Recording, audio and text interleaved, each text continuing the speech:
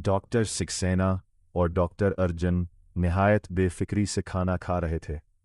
उनके चेहरों पर किसी फिक्र का साया तक नहीं था, जैसे वो पूरी तरह इस हकीकत से नावाकिफ हों कि जिस हवेली में वो मेहमान बनकर आए हैं वो दरअसल मौत का मस्कन है। दूसरी तरफ अदित्य और अली चचा ने खाने को हाथ तक नहीं लगाया था। वो दोनों खामोशी से बैठे पूरे हॉल का जायजा ले रहे थे। वो जानते थे कि आज रात मामूली नहीं है। हर दीवार, हर तस्वीर और हर साया उन्हें किसी अनजानी कहानी का इशारा दे रहा था। अचानक ऊपर वाले कमरे से एक नौजवान लड़की की दिल चीर देने वाली चीख सुनाई दी। आवाज़ इतनी खौफनाक थी कि लम्हे भर के लिए सब साकित रह गए। डॉक्टर सक्सेना के हाथ से चम्मच छूट गया, जबकि डॉक्टर अर्जुन घबराकर आधे खड़े हो गए। दोनों ने बेसाख्ता ऊपर की तरफ देखा, मगर एलन ने फौरन कहा, आप परेशान ना हो, हमारे मालिक ज़रा रंगीन मिजाज हैं। ऐसी आवाज़ें तो यहाँ अक्सर सुनाई देती है, आप आराम से खाना खाएं। मगर अदित्य की आंखों में शक और गहरा हो गया। उसने महसूस कर लिया था कि ऊपर किसी बेगुनाह लड़की के साथ कुछ बुरा हो रहा है, और ये बात उसके दिल पर बोझ बन गई।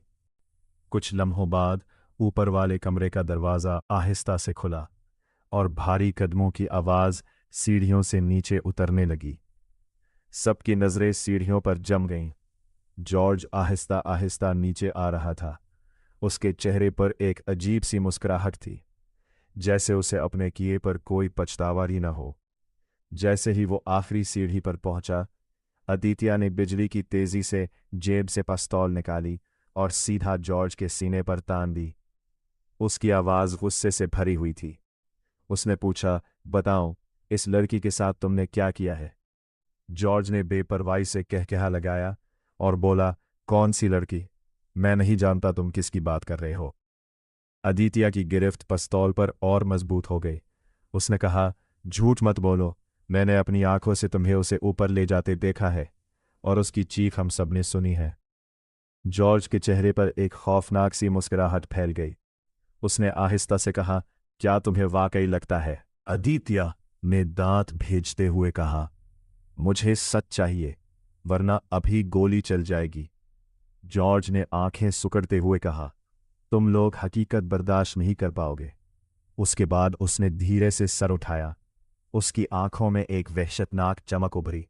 उसके होंठ पीछे हटे और नोकीले दांत बाहर आ गए। पलक झपकते ही उसकी पुश्त से बड़े स्याह पर निकल आए और उसका चेहरा मुकम्मल तौर पर बदल गया।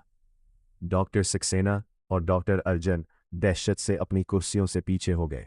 डॉक्टर सक्सेना और डॉक्टर अर्जुन ने जैसे ही जॉर्ज का असल रूप देखा, दोनों के चेहरों पर खौफ नुमायां हो गया। अब उन्हें पहली बार अदित्य की उन तमाम बातों पर यकीन होने लगा था जिन्हें वो पहले महज एक वहम समझ रहे थे। उनके सामने खड़ा जॉर्ज कोई आम इंसान नहीं था, बल्कि एक खतरनाक वैम्पायर था। जैसे ही जॉर्ज ने गुस्से में अदित्य पर हमला करने के लिए कदम बढ़ाया, अचानक एक जबरदस्त बिजली का झटका उसे लगा। वो कई कदम दूर जा गिरा। चंद लम्हों तक जॉर्ज को समझ ही ना आया कि आखिर हुआ क्या है। वो हैरत और गुस्से से अदित्य को देखते हुए बोला, नामुमकिन, ऐसा नहीं हो सकता।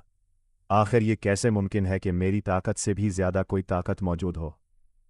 जॉर्ज ने गुस्से से अदित्य को घूरते हुए पूछा, आखिर तुम्हारे पास ऐसी कौन सी ताकत है जिसने मुझे इतनी दूर फेंक दिया? अदित्य के चेहरे पर हल्की सी मुस्कुराहट आई। उसने पुरसुकून लहजे में कहा, सिर्फ तुम्हारी ताकत ही इस दुनिया में सब कुछ नहीं है जॉर्ज। इस दुनिया में ऐसी पाक ताकतें भी मौजूद हैं जो बुरी ताकतों का मुकाबला करने और उन्हें ख़त्म करने के लिए बनाई गई हैं। जॉर्ज चंद लम्हों के लिए खामोश हो गया। पहली बार उसके चेहरे पर हल्की सी परेशानी दिखाई दी। अदित्य ने बंदूक दोबारा उसकी तरफ करते हुए सख्त लहजे में कहा, अब आखिरी बार पूछ रहा हूं, अगर तुमने मुझे फौरन नहीं बताया कि वो लड़की किस कमरे में है तो मैं तुम्हें यही रोक दूंगा। जॉर्ज के चेहरे पर खौफ की एक हल्की सी झलक आई, लेकिन इसने फौरन उसे अपनी शातराना मुस्कुराहट के पीछे छुपा लिया। इसने एलन की तरफ इशारा किया और कहा, एलन, इन्हें इस कमरे तक ले जाओ। अदित्य ने एलन के सर पर बंदूक रख दी और कहा, चलो, रास्ता दिखाओ। एलन आगे चल पड़ा। इसके पीछे अदित्य और अली चचा थे, जबकि जॉर्ज, डॉक्टर सक्सेना और डॉक्टर अर्जुन अभी नीचे ही मौजूद रहे। डॉक्टर सक्सेना और डॉक्टर अर्जुन खौफजदा नज़रों से जॉर्ज को देख रहे थे। अब उन्हें यकीन हो चुका था कि अदित्य शुरू से सच कह रहा था। ऊपर जाने वाली सीढ़ियों पर पहुंचकर अदित्य ने एलन से पूछा, एक बात बताओ, जॉर्ज तो वैम्पायर है, लेकिन तुम भी वैम्पायर हो या एक आम इंसान? एलन खामोश रहा। अदित्य ने बंदूक मजीद मजबूती से थाम ली और कहा, मुझे अभी पूरी हकीकत बताओ। अगर तुमने कुछ छुपाने की कोशिश की तो मैं तुम्हें यहां से जाने नहीं दूंगा। एलन खौफजदा हो गया।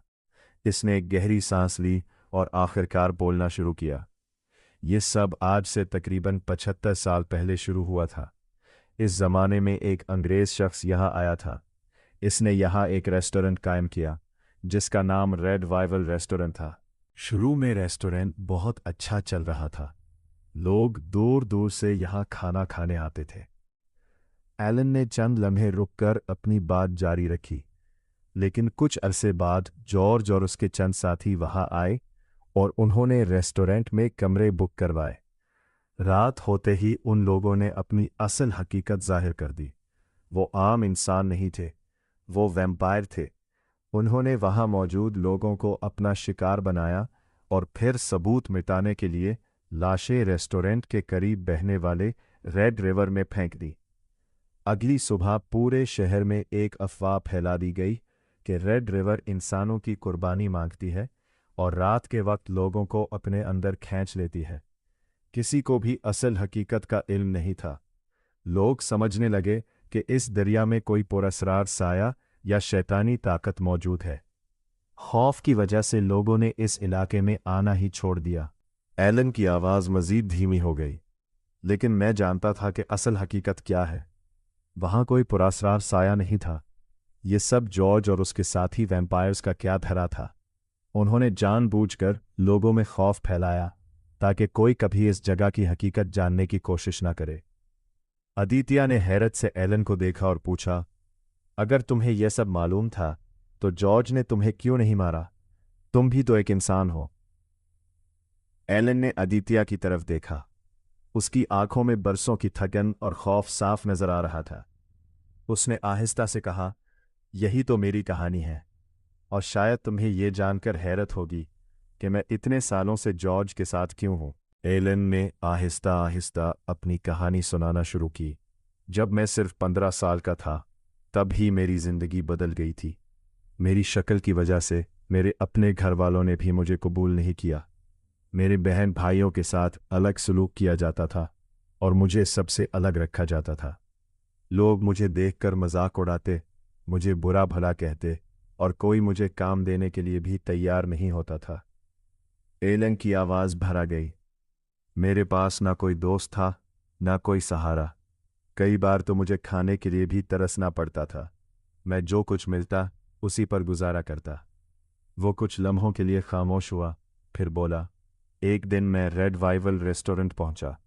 वहां मुझे सफाई का काम मिल गया। मैं रेस्टोरेंट की सफाई करता और अक्सर स्टोर रूम के आसपास ही रहता था। एक रात मैं वहीं छुपा हुआ था कि मैंने अपनी आंखों से वो सब कुछ देख लिया जो जॉर्ज और उसके साथी कर रहे थे। मैं समझ गया कि ये लोग आम इंसान नहीं हैं। जब उन्हें मेरे बारे में पता चला तो मैं भी उनका अगला शिकार बन सकता था, लेकिन मैंने अपनी जान बचाने के लिए उनके सामने एक शर्त रख दी। मैंने कहा कि मैं सारी जिंदगी इनकी खिदमत करूंगा, लेकिन बदले में वो मुझे अपनी दुनिया में ले जाएंगे, मुझे वैम्पायर बनाएंगे और मेरी मौजूदा जिंदगी हमेशा के लिए ख़त्म हो जाएगी। एलन ने जॉर्ज की तरफ देखा। जॉर्ज ने मुझसे वादा किया था कि अगर मैं 50 साल तक इसकी खिदमत करूंगा तो वो मुझे अपने साथ ले जाएगा। आज मेरी खिदमत का आखिरी दिन था। मैं समझ रहा था कि आज के बाद मेरी जिंदगी बदल जाएगी। अदित्य खामोशी से उसकी बात सुनता रहा। फिर एलन ने धीमी आवाज में कहा, मुझे ये नहीं मालूम था कि जॉर्ज ने मुझसे भी झूठ बोला है। इसी दौरान वो लोग आखिरकार उस कमरे के सामने पहुंच गए जहां वो नामालूम लड़की मौजूद थी। अली चचा ने एहतियात से दरवाज़ा खोला। कमरे के अंदर खामोशी छाई हुई थी। वो लड़की बेहोश हालत में पड़ी थी और उसकी हालत देखकर सबके चेहरों पर तशवीश फैल गई। जॉर्ज ने उसके साथ जो किया था, उसके बाद उसे बचाना मुमकिन नज़र नहीं आ रहा था। अदित्य चंद लम्हों तक उसे देखता रहा। उसके चेहरे पर अफसोस नमाया था। वो उसे बचाने के लिए यहाँ तक आया था, मगर शायद वो बहुत देर से पहुंचा था। अचानक नीचे से गोली चलने की आवाज़ आई।